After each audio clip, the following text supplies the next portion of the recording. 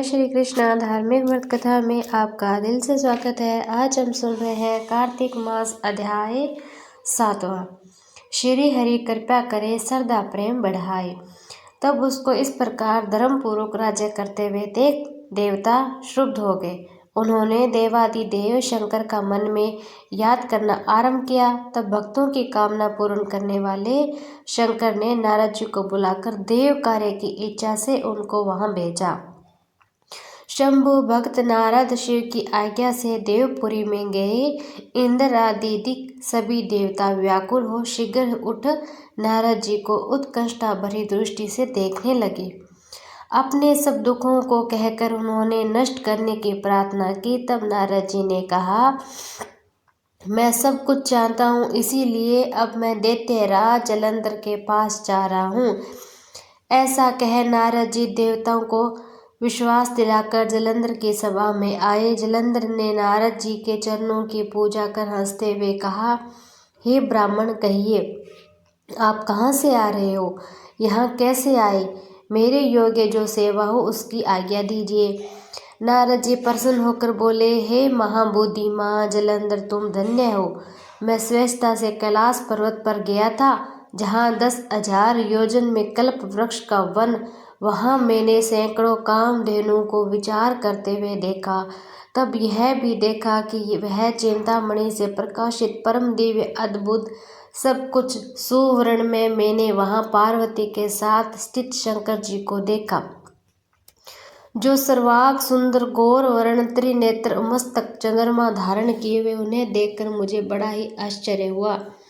इनके समान समृद्धिशाली त्रिलोकी में और कोई नहीं। ये उसी समय मुझे तुम्हारी समृद्धि याद आई। उसे देखने की इच्छा से मैं तुम्हारे पास चला आया हूँ। यह सुन जलंधर को बड़ा हर्ष हुआ। उसने नारद जी को अपनी सब समृद्धि दिखला दी। उसे देख नारद जी जलंधर की बड़ी प्रशंसा की। कहा, निश्चय ही तुम त्रिलोकीपति होने की योग्य हो। ब्रह्मा जी का हास्ययुक्त विमान तुम ले आए। दूध लोक पताल पृथ्वी पर जितने भी रत्न आदि सब तुम्हारे ही तो है। ऐरावत श्रवा घोड़ा कल्प वृक्ष कुबेर की निधि भी तुम्हारे पास है। मणियों और रत्नों के ढेर भी तुम्हारे पास लगे हुए हैं। इससे मैं बड़ा प्रसन्न हूँ। परंतु तुम्हारे पास कोई स्त्री नहीं, कोई रत्न नहीं। इसके बिना तुम्हारा यह सब फीका है। तुम किसी स्त्री रत्न को ग्रहण करो। नारद जी के ऐसे वचन सुनकर दैत्यराज काम से व्याकुल हो गया। उसने नारद जी को प्रणाम कर पूछा, ऐसी स्त्री कहाँ मिलेगी जो सब रत्नों में श्रेष्ठ हो? नारद जी ने कहा, ऐसा रत्न तो कैलाश पर्वत पर योगी शंकर के ही पास है। उनकी सुंदरी पत्नी देवी पार्वती बहुत ही मनोहर है। उनके समान सुंदरी मैं किसी को और नहीं देखता। उनके उस रतन की उपमा तीनों लोकों में कहीं नहीं है। नारद जी के चले जाने के कारण जलंधर ने अपने बाहु नामक दूत को बुलाकर आज्ञा दी। कैलाश पर एक जटाधारी शंभु योगी रहता, उससे उसकी सुंदरी भार्या को मेरे लिए मांग लाओ। तब दूत शिव के पास में पहुंचा, परंतु नंदी ने उन्हें उससे भीतर सभा में जाने से रोक दिया। किंतु वह अपनी उग्रता से शिव की सभा में चला ही गया। शिव के आगे बैठकर दैत्यराज का संदेह कह सुनाया। उस राहु नामक दूत के ऐसा कहते ही भगवान शूल प्राणी के आगे पृथ्वी फोड़कर एक भयंकर शब्द वाला पुरुष प्रकट हो गया, जिससे सिंह के समान मुक्ता नरसिंह राहु को खाने चला। राहु बड़े जोर से भागा, परंतु उस पुरुष ने उसे पकड़ लिया।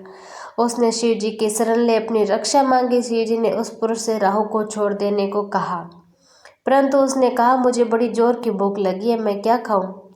महेश्वर ने कहा, यदि तुझे भूख लगी है तो शीघ्र ही अपने हाथ और पैरों का मांस भक्षण कर ले। उसने वैसा ही किया। अब केवल उसका सिर शेष मात्र रह गया था। ऐसा करते देख शिव जी ने प्रसन्न हो उसे अपना आज्ञापालक जान अपना परम प्रिय गण बना लिया। उस दिन से वह शिव जी के द्वार पर सुकृति मुख नामक गण होकर रहने लगा था। अपने भगवान शिव की बड़ी विचित्र कथा सुनाई है। अब कृपया कर आप हमें ये बताइए, उस समय राहु उस पुरुष के छोड़कर कहाँ गया था? नारद जी बोले, उससे छोड़ने पर वह दूत बर्बर नाम के विख्यात हो गया था। अपना नया जन्म पाकर वह धीरे धीरे जलंधर के पास गया। वहां जाकर उसने शंकर की सब चेष्टा कही। उससे सुनकर दैत्यराज ने सब दैत्यों को सेना द्वारा आज्ञा दी।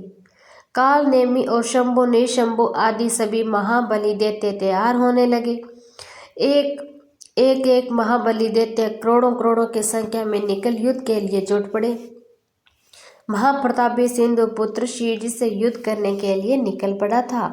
आकाश में मेघ छा गए थे, बहुत ही अपशकुन होने भी लगे थे। शुक्राचार्य और कटे सिर वाला राहु सामने आ गया। उसी समय जलेंद्र का मुकुट सिसक गया और परंतु वह नहीं रुका था। उधर इंद्रादिक सब देवताओं ने कैलाश पर शिव जी के पास पहुंचकर सब वृतांत सुनाया। यह भी कहा कि आपने जलेंद्र से युद्ध करने के लिए भगवान विष्णु को भेजा था, वह उसके वशीभूत हो गए हैं। विष्णु जी लक्ष्मी सहित जलेंद्र के अधीन हो गए हैं, घर में निवास करते हैं। अब देवताओं को भी वहां नहीं रहना पड़ता। अब वह बलि सागर पुत्र आपसे युद्ध करने आ रहा है, आप उसे मारकर हमारी रक्षा कीजिए। यह सुन शंकर जी ने कहा, विष्णु को बुलाकर पूछा, ऋषिकेश, युद्ध में आपने जलेंद्र का संहार क्यों नहीं किया? वैकुंठ छोड़ आप उसके घर में कैसे चले गए? यह सुनकर शिव जी और विष्णु जी ने हाथ जोड़कर नम्रता पूर्वक भगवान शंकर से कहा, उसे आपका अंशी और लक्ष्मी का भ्राता होने के कारण ही मैंने नहीं मारा। यह बड़ा ही वीर और देवताओं से अजय है। इसी पर मुग्ध होकर मैं उसके घर में निवास करने लगा हूँ। विष्णु जी के इन वचनों को सुनकर शंकर जी हंस पड़े। उन्होंने कहा, हे विष्णु, आप ही क्या कहते हैं? मैं उस दैत्य जलेंद्र को अवश्य मारूंगा। अब आप सभी देवता जलेंद्र को मेरे द्वारा ही मारा गया जान अपने स्थान को जाइए। तब शंकर जी महादेव ने ऐसा कहा तो सब देवता संदेह रहित होकर अपने स्थान को चले गए। इसी समय पराक्रमी जलेंद्र अपनी विशाल सेना के साथ पर्वत के समीप आ गया। कैलाश को घोर सिंहनाद करने लगा। दैत्यों के नाद और कोलाहल को सुनकर शिवजी के नंदी आदि गणों उससे युद्ध करने लगे। आज्ञा प्रदान की। कैलाश के समीप भीषण युद्ध होने भी लगा। दैत्य अनेकों प्रकार के अस्त्र शस्त्र बरसाने लगे। भेरी, मृदंग, शंख, वीर, हाथी, घोड़ों से, रथों के शब्दों से शब्दातीत हो पृथ्वी कांपने लगी थी। युद्ध में कटकर मरे हुए हाथी, घोड़े और पैदलों का पहाड़ लग गया था। रक्त मांस का कीचड़ उत्पन्न हो गया। दैत्यों के आश्चर्य शुक्र जी अपनी मृतक संजीवनी विद्या से सब दैत्यों को जलाने लगे। यह देखकर शिव जी के गण व्याकुल हो गए थे। उनके पास जाकर सारा वृतांत सुनाया। उससे सुनकर भगवान रुद्र के क्रोध की सीमा न रही। फिर क्या था, उस समय उनके मुख से एक बड़ी भयंकर क्रूरता उत्पन्न हुई, जिससे उनकी दो जंघाएं ताल वृक्ष के समान थी। वह युद्ध भूमि में जा सब असुरों का भक्षण करने लग गया। फिर वह शुक्राचार्य के समीप पहुंची और शीघ्र ही अपनी योनि में गुप्त कर लिया। समय ही अंत ध्यान हो गई थी। शुक्राचार्य के गुप्त हो जाने से दैत्यों का मुख मलिन बढ़ गया। वे युद्ध भूमि को छोड़ भागे और इस पर शंभु, निशंभु, काल, नेमि आदि सेनापतियों ने अपने अपने भागते हुए वीरों को रोका। शिव जी के नंदी आदि गणों ने भी, जिसमें श्री गणेश और स्वामी कार्तिकेय जी भी थे, दैत्यों से भीषण युद्ध करना आरंभ कर दिया था।